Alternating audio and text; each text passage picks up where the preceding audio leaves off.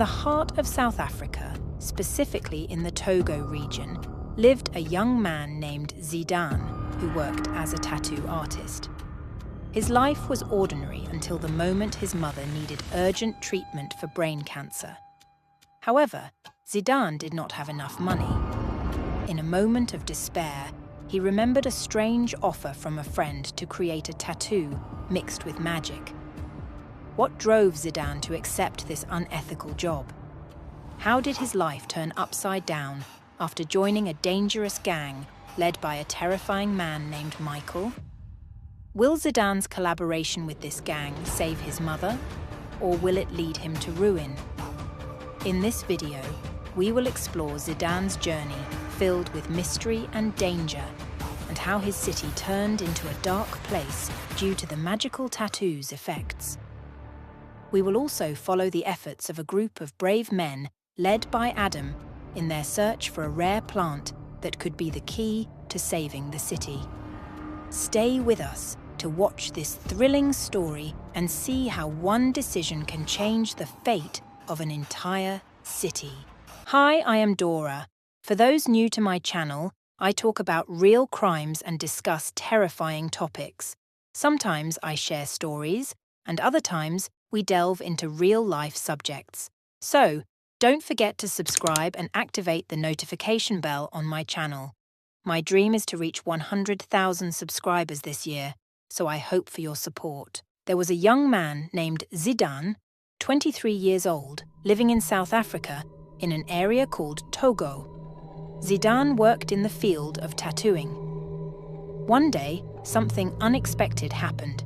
Zidane's mother needed treatment for brain cancer, requiring an urgent operation, but Zidane didn't have the money. Zidane sat confused, not knowing what to do or where to get the money. He remembered a friend telling him about a group that needed tattoos, but integrated some magic into the design, paying well for the work. Although Zidane didn't want to do this job because it was unethical and harmful to people, he needed the money to help his mother. Zidane immediately called his friend and told him he needed the money and was ready to do anything they wanted. His friend then contacted the group that needed the black tattoos. The group came to the tattoo parlor and Zidane met their leader, named Michael. Michael had a strange appearance, a tall man with no hair on any part of his body, blue eyes with a slight redness, and a terrifying look with a strange tattoo on his head. Michael spoke to Zidane and told him he wanted the tattoo on his head to be replicated on one of the group members, also requesting Zidane to utter some incantations while tattooing. Zidane started the tattooing process, and his work was so meticulous that it looked even better than the tattoo on Michael's head. Michael was very pleased, placed his hand on Zidane's shoulder, gave him the money, and thanked him. Then, Michael and his gang gathered in their hideout, where their leader, the demon Azores, joined them. Azuras was impressed with Zidane's tattooing skills and decided to recruit him into their gang. The group agreed to include Zidane on the condition that he tattoo himself with their mark. Michael and the gang returned to Zidane to persuade him to join. Zidane, seeking an easy way to make money and wanting to cure his mother, quickly agreed to their terms and joined Azuras' gang. Azuras wanted Zidane to tattoo ordinary people in a special way to turn them into Azuras' nightmare pursuers. Zidane agreed and began fulfilling Azuras' demands, tattooing many people who sought tattoos merely for enjoyment. The design was so attractive that many people wanted it. However, Azuras had a sinister purpose for this tattoo. He aimed to control homes and people, impregnating women in their sleep so that their children would become his followers. Zidane facilitated this task by tattooing more than 1,000 girls who loved tattoos. Consequently, Azuras fathered over 1,000 children, who became his followers. Azuras then took control of the city, leading to rampant theft, murder, and kidnappings. The people had no solution and desperately sought someone to resolve these issues. After 10 years of Azuras' control, they heard about a man named Adam. 50 men from the city went to Adam, who lived in a distant city, and asked for his help. Adam thought for a long time and decided they should go to an area with a large mountain where a rare blessed plant grew, difficult to find. They embarked on a journey filled with dangers, steep paths, and harsh weather, including heavy rain and thunderstorms. They searched for 10 continuous days without success. Exhausted, they decided to rest. Suddenly, a small bird carrying the plant landed in its nest on the mountain. Adam saw this and informed the group. They hurried to retrieve the plant, helping Adam climb the mountain to get it. Adam was very happy with their success. They returned to Adam's city, preparing the plant until it became a healing elixir. They then decided to return to Togo to solve the problem. The city residents began searching for one of Azura's followers. They found a child, no older than 10, who resembled Michael. They tried to lure him, but he refused. One person had the idea to use a sedative in a hunting rifle to tranquilize the child and take him to treat him. They searched for a rifle, found an old one, but lacked the sedative.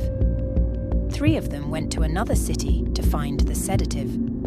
After 5 days, one of them returned with it, and they resumed their efforts. Searching for one of Azura's followers, they accidentally found the same child in one of the houses. They entered the house and found him covered in blood because the child had killed all the inhabitants of the house. When they entered the house, they had a rifle and tried to make no noise. The boy was eating the woman who owned the house. They moved very slowly. Then one of them took out the rifle and shot the boy with a sedative, hitting him in the shoulder. They took the boy to Adam, who began applying the antidote to the boy's body, but there was no response. Adam thought he had failed, so he tied the boy up and placed him in an isolated room. They pondered a lot on how to solve this problem, but it seemed insurmountable. The boy woke up from the sedative and started screaming loudly, shaking the walls of the house with the power of his screams. Adam entered the room, confused about what to do, then took some antidote and sprayed it on the boy's face. The antidote entered the boy's eyes, and the awaited result occurred. The boy returned to his normal state and was in good condition. Adam was very happy to discover where to apply the antidote. The solution was to put the antidote in the eyes to return a person to normal. Adam and the group continued searching for Azura's children, accompanied by the boy they cured, whom they named Richard. The intense search by Adam and the group began. Shortly after, they managed to find 3 of Azura's children using the same method they used with Richard. They placed them in the same room where Richard had been. Adam was then able to speak with an older boy, about 12 years old. The boy screamed a lot, and Adam tried to talk to him. After multiple attempts, the boy stopped screaming, and Adam managed to talk to him, asking about the gang terrorizing the area. After several attempts, Adam convinced the boy to talk and learned that a powerful demon named Azuras controlled the area.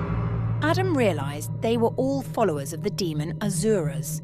He tried to gather more information about the demon, but the boy was uncooperative. Adam had the idea to release one of the children and follow him to his home. He treated 2 of them and released one, tracking him to his house. Adam saw the child's parents, but was puzzled about how the demon could control the child and others. Adam spent days observing the child from a nearby house. During the day, the child behaved normally, but at night, his behavior was bizarre. The child would leave the house through his bedroom window, jumping like a frog or a demon, running quickly to people's houses, committing murders, thefts, and then delivering the stolen items to a specific place before returning home empty-handed to sleep. During the day, he was a normal child, playing or going to school. Adam decided to follow the girl again and see who collected the stolen items. One day, he saw a tall, bald man with blue eyes resembling Michael. Azura's assistant mentioned earlier. Adam decided to secretly follow this man and discovered that Michael had a secret hideout where he met with a group of young men. Adam noticed that all the gang members were bald with no hair on their heads and had a strange, attractive tattoo. Adam began tracking them and assigned group members to monitor the gang members to learn about their lifestyle, what they ate, drank, and their frequent locations. They discovered a connection to Zidane's tattoo parlor. The group members began monitoring the tattoo parlor and uncovered very mysterious activities. They found that strange tattoos, like those of the gang, were being drawn, especially on girls.